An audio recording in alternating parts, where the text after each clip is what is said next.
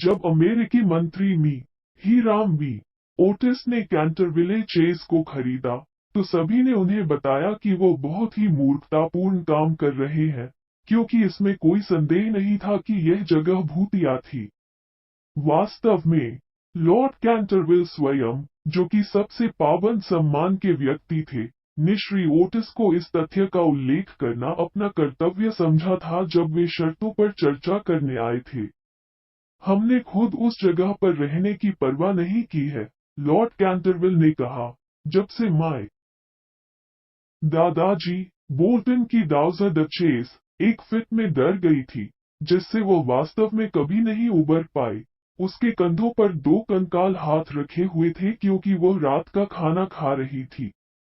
और मैं आपको बताने के लिए बाध्य महसूस करता हूँ, श्रीमान ओटिस, कि भूत मेरे परिवार के कई जीवित सदस्यों के साथ साथ पैरिश के रेक्टर रेव ऑगस्ट डैम्पियर, जो किंग्स कॉलेज कैम्ब्रिज के फेलो हैं, ने देखा है। डचेस की दुर्भाग्यपूर्ण दुर्घटना के बाद हमारा कोई भी छोटा नौकर हमारे साथ नहीं रहेगा, और गलियारे और पुस्तकालय से आने वाली रहस्यमयी आवाजों के परिणाम स्वरूप लेडी कैंटरविले को अक्सर रात में बहुत कम नींद आती थी। मेरे भगवान, मंत्री ने उत्तर दिया, मैं एक मूल्य पर फर्नीचर और भूत लूंगा। मैं एक आधुनिक देश से आया हूँ, जहाँ हमारे पास वह सब कुछ है जो पैसा खरीद सकता है, और हमारे सभी उत्साही युवा साथियों के साथ पुरानी दुनिया को लाल रंग में रंगना, और आपके सर्वश्रेष्ठ अभिनेताओं और प्राइमा डोनास को उतारना। मुझे लगता है कि अगर यूरोप में भूत जैसी कोई चीज होती, तो हम इसे बहुत ही कम समय में घर पर रखते हमारे सार्वजनिक संग्रहालयों में से एक में, या एक शो के रूप में सड़क पर समय। मुझे डर है कि भूत मौजूद है, लॉर्ड कैंटरविले ने मुस्कुराते हुए कहा। हालांकि इसने आपके उद्यमी इम्प्रेसरियो के प्रस्तावों का विरोध किया हो सकता है।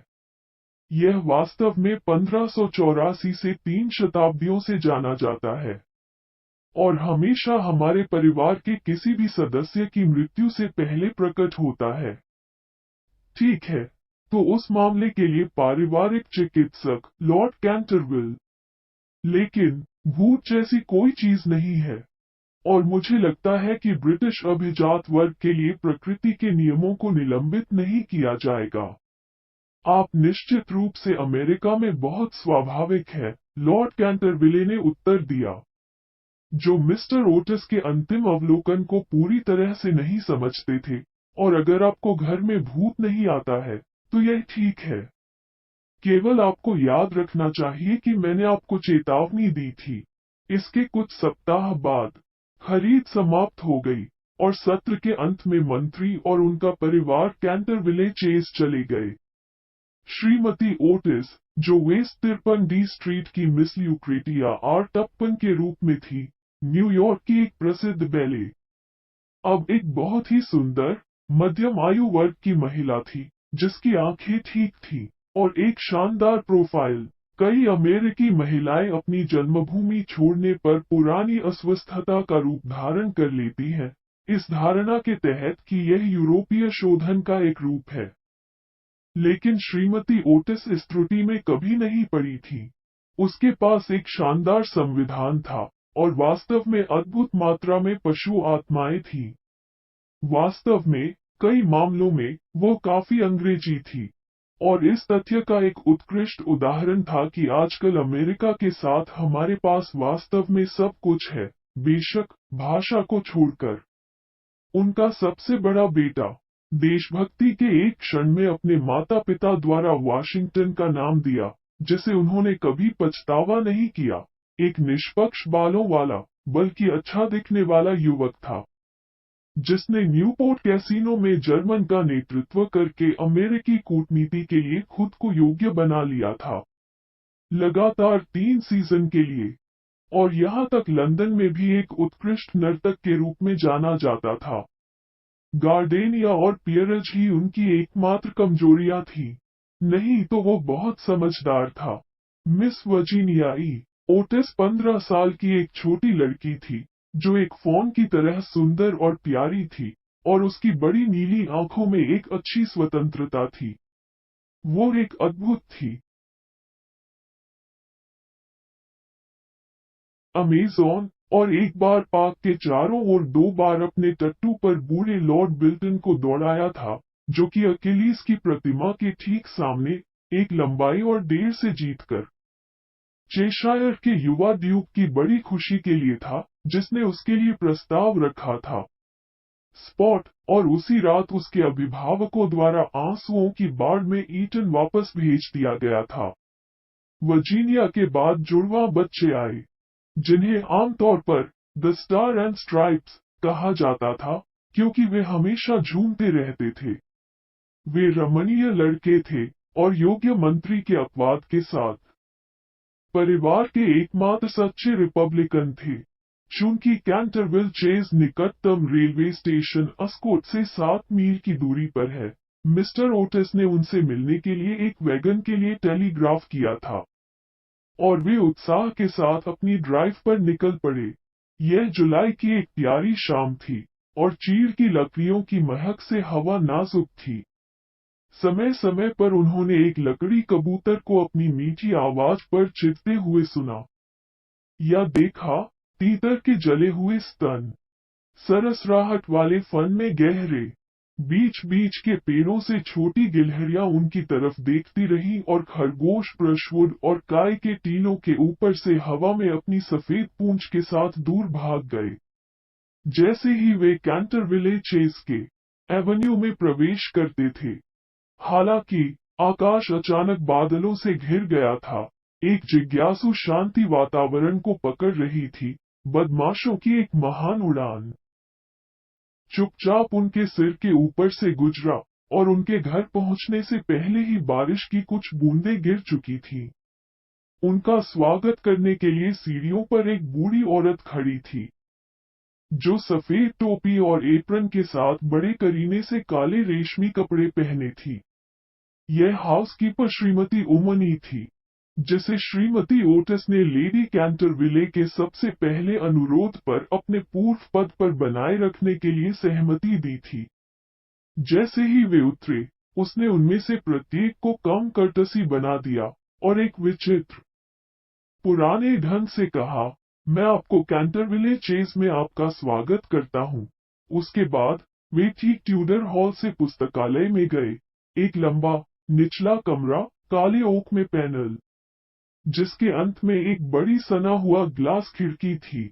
यहाँ उन्होंने पाया कि उनके लिए चाय रखी हुई है, और अपनी चादरें उतारने के बाद वे बैठ गए और चारों ओर देखने लगे, जबकि श्रीमती उमनी उनकी प्रतीक्षा कर रही थी। अचानक श्रीमती ओटिस ने फर्श पर केवल चिमनी के पास एक सुस्त लाल दाग को देखा, और वास्तव में इसका क्या अर्थ है, इसके बारे में बेहोश श्रीमती उमनी से कहा, मुझे डर है कि वहां कुछ गिरा दिया गया है। हाँ महोदया, बूढ़ी नौकरानी ने धीमी आवाज में जवाब दिया, उस जगह पर खून गिरा है। कितना भयानक है। श्रीमती ओटिस रोया, मुझे बैठने के कमरे में खून के धब्बे की बिल्कुल भी परवाह नहीं है। इसे हटा दिया जाना चाहिए तुरंत। बूढ़ी औरत मुस्कुराई, और उसी धीमी रहस्यमय आवाज में जवाब दिया, यह लेडी एलिनोर डी कैंटरविले का खून है, जिसकी उसी जगह पर उसके ही पति सर साइमन डी कैंटरविले ने 1575 में हत्या कर दी थी। सर साइमन उससे बच गया था। 9 साल और बहुत ही रहस्यमय परिस्थितियों में अचानक गायब हो गया। उसका शरीर कभी नहीं खोजा गया है, लेकिन उसकी दोषी आत्मा अभी भी पीछा करती है। पर्यटकों और अन्य लोगों द्वारा खून के धब्बे की बहुत प्रशंसा की गई है, और इसे हटाया नहीं जा सकता है। यह सब बकवास है। वाशिंगटन ओटिस रोया। पिंकटन की चैंपियन स्टेन रिमूवर और पैरागॉन डिटर्जेंट इसे कुछ ही समय में साफ कर देंगे, और इससे पहले कि भयभीत गृहस्वामी हस्तक्षेप कर पाता, वो अपने घुटनों पर गिर गया था, और एक काले कॉस्मेटिक की तरह दिखने वाली एक छोटी सी छड़ी के साथ तेजी से फर्श को कुरेद रहा था। कुछ ही क्षणों में खून के धब्बे का कोई निशान नजर नहीं आया। मुझे पता था कि पिंकटन ऐसा करेगा, उन्होंने विजयी होकर कहा, जब उन्होंने अपने प्रशंसनीय परिवार की ओर देखा। लेकिन जैसे ही उसने ये शब्द कहे थे, बिजली की एक भयानक चमक ने उदास कमरे को जला दिया। एक भयानक गड़गड़ाहट ने उन सभी को अपने पैरों पर खड़ा कर दिया और श्रीमती उमनी बेहोश हो गईं। क्या राक्षसी जलवायु है? अमेरिकी मंत्री ने शांति से कहा, जैसे उन्होंने एक लंबा करूर जलाया। मुझे लगता है कि पुराना देश इतना अधिक आबादी वाला है कि उनके पास हर किसी के लिए पर्याप्त अच्छा मौसम नहीं है। मेरा हमेशा से मानना कि इंग्लैंड के लिए प्रवास ही एकमात्र चीज है। मेरे प्रिय हीराम, श्रीमती ओ रोया, हम क्या कर सकते हैं? एक महिला के साथ क्या करें जो बेहोश हो जाए? इसे टूटने की तरह चार्ज करें, मंत्री ने उत्तर दिया। उसके बाद वो बेहोश नहीं होगी और कुछ ही क्षणों में श्रीमती उमनी निश्चित रूप से आ गईं।